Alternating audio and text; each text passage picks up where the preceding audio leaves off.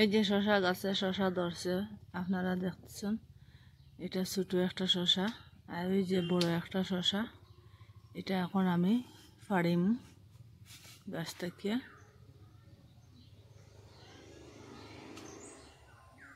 ফাড়ি নিলাম, এই দেখুন শশাটা। এবং শশাটারে আমি চুলাইম, প্রথমে ওই দিকটা কাটিম, এরকম করে চুলিলিম ফুরাফুরি। খুব সুন্দর চুলছে, চুলিবার এটা দিয়ে চুলি লিছি। এখন আমি দইম। এখন গামলাটা আমি জল ফেলাইয়া দইয়া লইলাম। এখন এই যে কুড়ানিটা লইলাম, কুড়াইবার এটা দিয়ে কুড়াইম, বড় সাইড দিয়ে কুড়াইম, ওরকম করিয়া কুড়াই।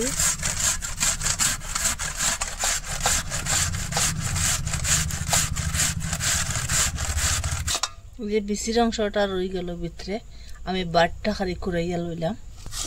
বিচিটা দিলাম না, বিচিটা দেখতে বলা লাগতো না, আর খাইতে সময় খারে বিচির মধ্যে কামড় পড়বো, এটার লাগে বিচিটা আমি দিলাম না। যেটা বিচি পড়ছে এটা আমি আর দি বাঁচিলাম। এটা ইচ্ছা করলে লবণ দিয়েও খাইতে পারবা, আপনারা ওরকম গুড়াই গুড়াইয়া কুড়াই লিবা, তা বিচিটা পড়তো না। আমি প্রথমে খাটতে সময় একটু ভুল হয়েছিল, এটা লাগিয়া বিচি কয়টা পড়ে গেছে। আপনারা যদি ভালো লাগে তো বিচি দিতে পারেন। আপনারা চিনির জায়গাত গুড়ও দিতে পারেন, চিনিও দিতে পারেন।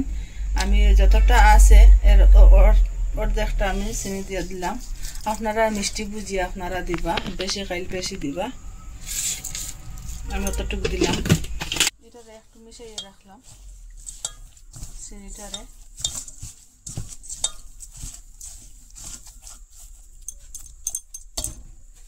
কড়াইয়ের মধ্যে ঘি দিয়ে দিলাম।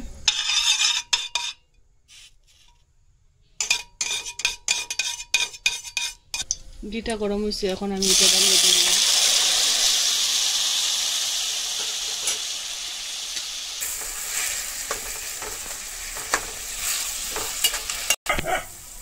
ওরকম আমি কিছু সময় লাড়াছাড়া করি।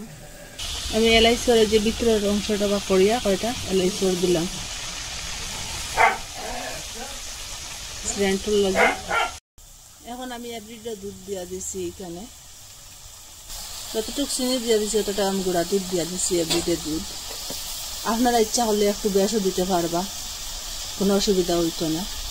আর এখানে গ্রিন ফুড কালারও অ্যাড করতে পারো, আমি অ্যাড করছি না গ্রিন কালার, আমি ওরকমও বানাই। আপনারা চাইলে এখানে কালারও অ্যাড করতে পারেন। ওরকম একটু জল থাকা অবস্থায় আমি গুঁড়া দুধ দিয়া দিলাম। এখন নাড়াচাড়া করিয়া পুরাপুরি জলটা শুকাইব, এটাতে পুরাপুরি মিশাইম।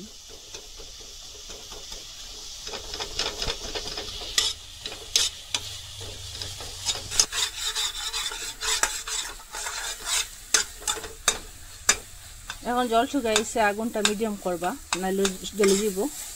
আর ওরকম লাড়াছাড়া করবা। এরকম শুকানির পরে দেখছেন বন্ধুরা পুরা শুকাই গেছে, এই দেখুন। এখন আমি গ্যাসটা অফ করে দিলাম। এখন একটা থালের মধ্যে আমি ডালিয়ে রাখলাম,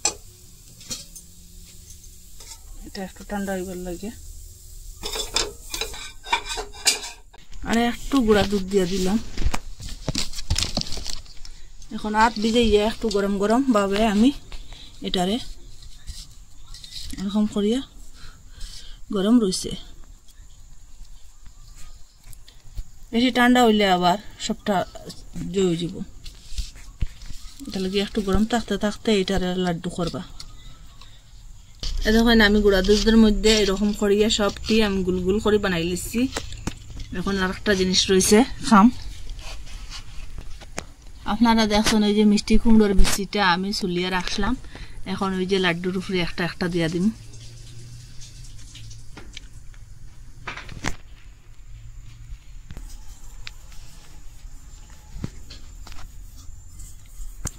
ওরকম করিয়া আমি দিলাম। এরকম দিলে এইটা থাকে না, এটা ওরকম সোজা করিয়া এটার মধ্যে একটু কাড়িম।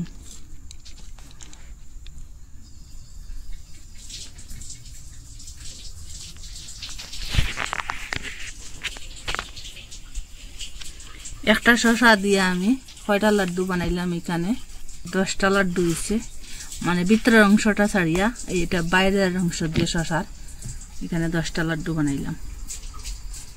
আপনারা ওরকম একদিন বানাইয়া খাইবা, মিস করবা না, খুব সুস্বাদু একটা লাড্ডু।